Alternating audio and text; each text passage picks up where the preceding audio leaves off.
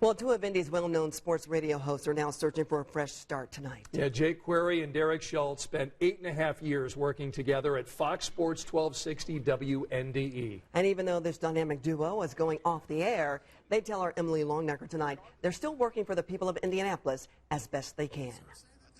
This is one of those things that I think we knew was a possibility. Sports talk radio show host Jake Query could have been talking about himself and co-host Derek Schultz when he said those words during a radio broadcast a few years ago on the pair's show, Query and Schultz. Tuesday, both found out they were part of a company-wide layoff.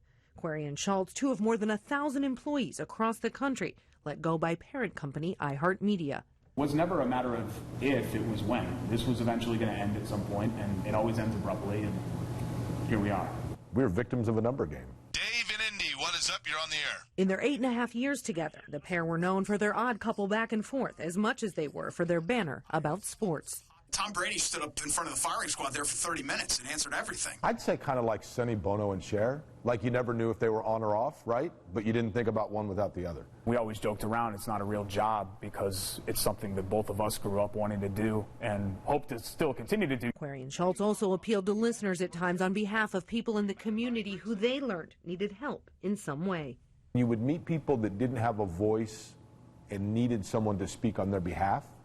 I took that as a responsibility. It was just Monday when Query told listeners he'd happened upon an armed robbery at a local gas station over the weekend. One of the suspects pointed a gun in Query's face before Query threw his car in reverse, got away, and called 911. The next day, he found out the store clerk who got robbed was back at the job. He told me that he couldn't afford to take the hours off. On the show, Query asked listeners to contribute to a GoFundMe account to cut the clerk some slack. So far, it's raised more than $7,000. I just felt like it was the right thing to do. But when it comes to the right thing to do next, professionally speaking anyway. Is the first choice to be together? What's important, Emily, is that we're going to remain best friends. Yeah. So none of that is going to change. What are you doing for lunch tomorrow? Yeah, okay. I just blocked your number like 20 minutes ago. So when you texted me to come Oh, my goodness, so funny.